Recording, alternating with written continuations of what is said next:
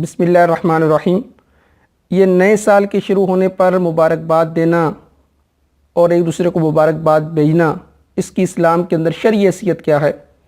تو یہاں بنیادی طور پر چند باتیں سمجھنے والی ہیں۔ چاہے شمسی سال ہو، چاہے قمری سال ہو، کوئی بھی سال ہو، وہ اللہ رب العزت کا بنایا ہوا ہے، لیکن بنیادی طور پر آپ چند باتیں جان لیں گے تو آپ کو اس بات کا جواب خود معلوم ہو جائے گا کہ نئے سال کے شروع ہونے پر مبارکباد دینی چاہیے یا نہیں دینی چاہیے۔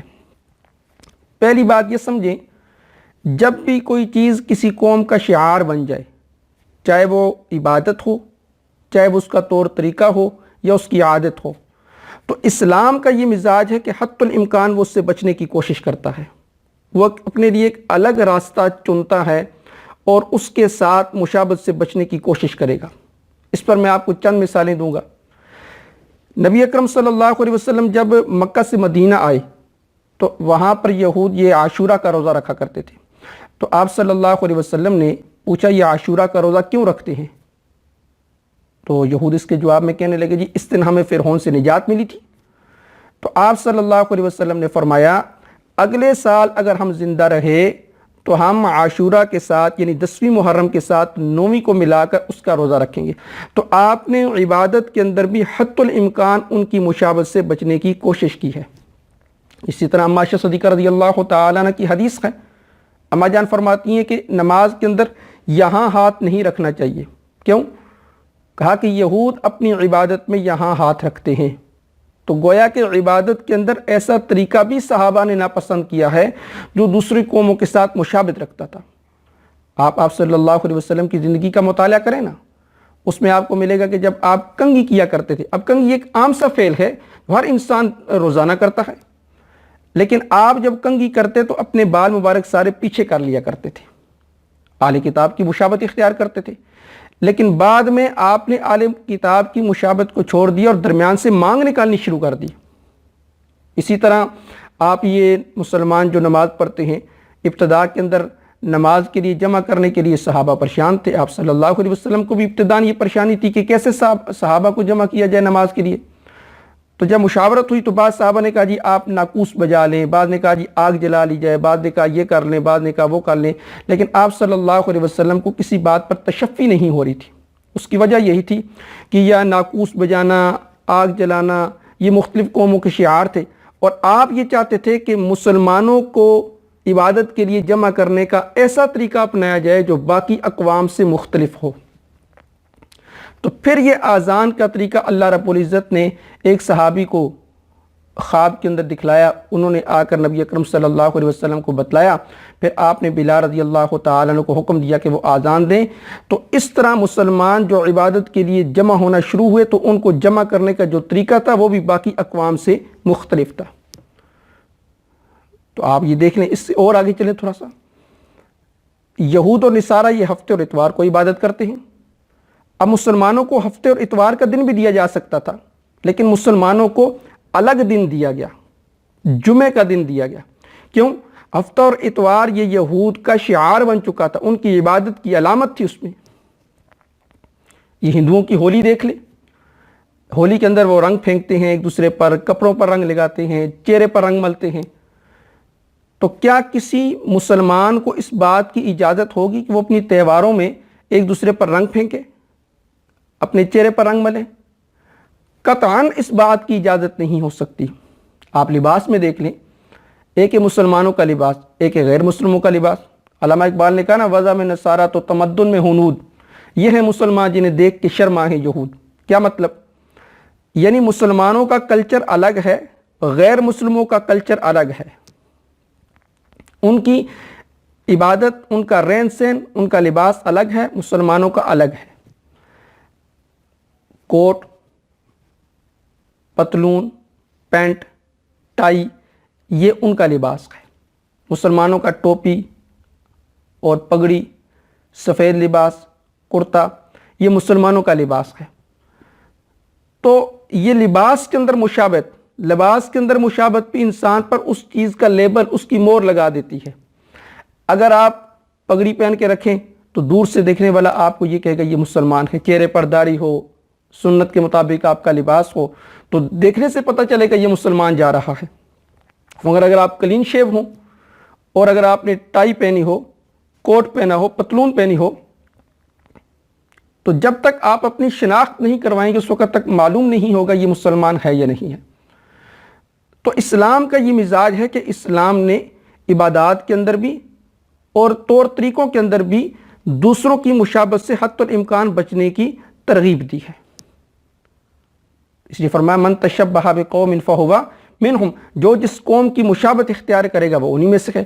تو یہ شمسی سال یہ غیر مسلموں کا شعار بن چکا ہے، اس کے اندر مبارکباد دینا یہ بھی ان کا شعار بن چکا ہے.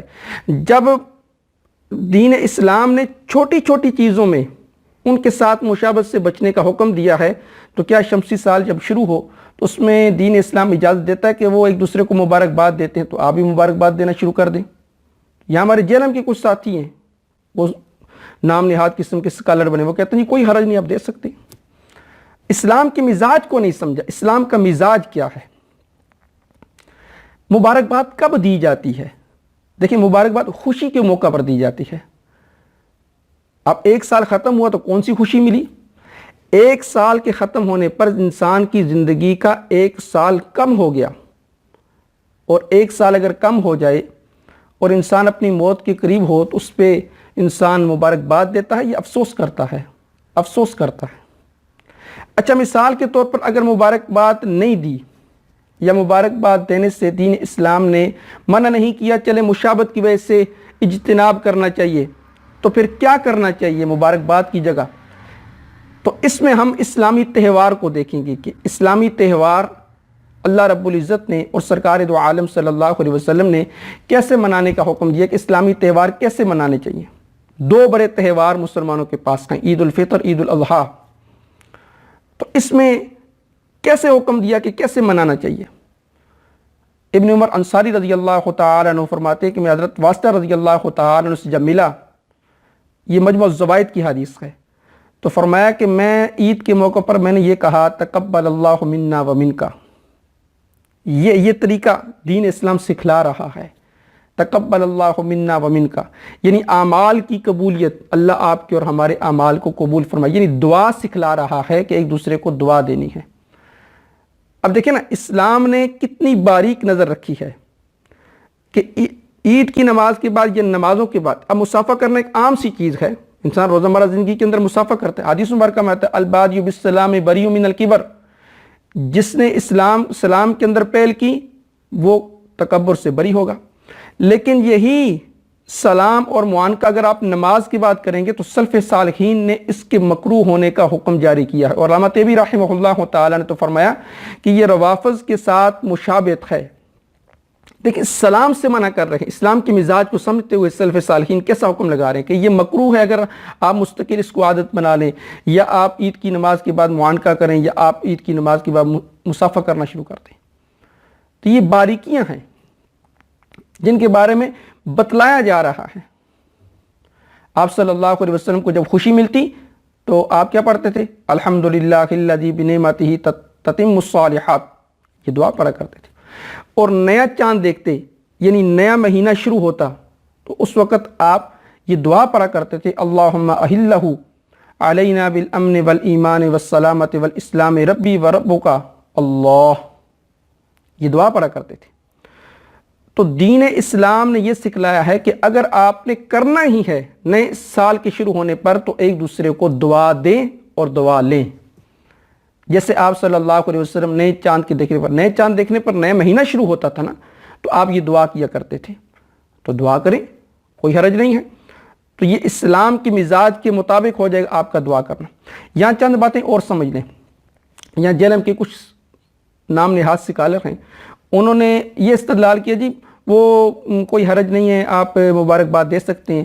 استدلال یہ کیا جی دیکھیں، آپ کتابیں جو لکھی گئی ہیں، اب کتابیں تو پہلے زمانے میں نہیں تھی، تو یہ بدعت نہیں ہے، یہ امرنا میں شامل نہیں ہے. من احدث فی امرنا میں شامل نہیں ہے. دیکھیں، جو بندہ دین اسلام کی بنیادی اصطلاحات کو نہیں جانتا تو یہ بنیادی طور پر چھوٹی چھوٹی غلطیاں کرتا ہے، بنیادی باریک غلطیاں کرتا ہے. جو کتابیں لکھی گئی وہ حفاظت کا ذریعہ ہیں دین کی. اس پر ایک مثال عرض کرتا ہوں.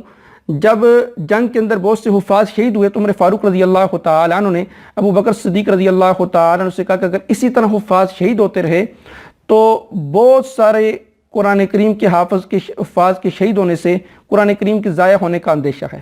آپ قرآن کریم کو کتابی شکل میں جمع کریں، تو یہ کتابی شکل کے اندر جمع کرنا قرآن کریم کی حفاظت کا ذریعہ تھا، تو یہ کتابوں کا لکھنا یہ حفاظت کا ذریعہ ہے۔ اسی طرح ایک اور استدلال انہوں نے کیا کہا کہ جیسے پہلے نماز کے اوقات مقرر نہیں تھے، اب نماز کے اوقات مقرر کر دیے گئے، کوئی 7:30 نماز ہوتی ہے، 7 بجے ہوتی ہے، تو پہلے یہ نہیں تھا۔ تو یہ انتظامی امور میں سے ہے، اسے انتظامی امور کہا جاتا ہے۔ مبارکباد دینا اس کا تعلق نہ حفاظت کے ساتھ ہے نہ انتظامی امور کے ساتھ ہے، وہ اسلام کے مزاج کے خلاف ہے۔ تو لہٰذا نئے سال کے شروع ہونے پر مبارکباد وغیرہ نہیں دینی چاہیے، اگر دینی ہے تو دعا دینی چاہیے۔ ہاں، اس کے ساتھ یہ جو خرافات ہیں، مثال کے طور پر یہ ڈانس، کلبوں میں ڈانس اور رات کو دیر تک بنگڑے ڈالنے، شراب پینی، ناچ گانا کرنا، یہ تو بالکل ہی اسلام کے خلاف ہے۔ تو ایک دوسرے کو دعا دینی چاہیے، اللہ رب العزت صحیح طریقے سے ہمیں اسلام کو سمجھنے کی، اس کے مطابق زندگی گزارنے کی توفیق نصیب فرمائے۔ وآخر دعوانا الحمدللہ رب العالمین۔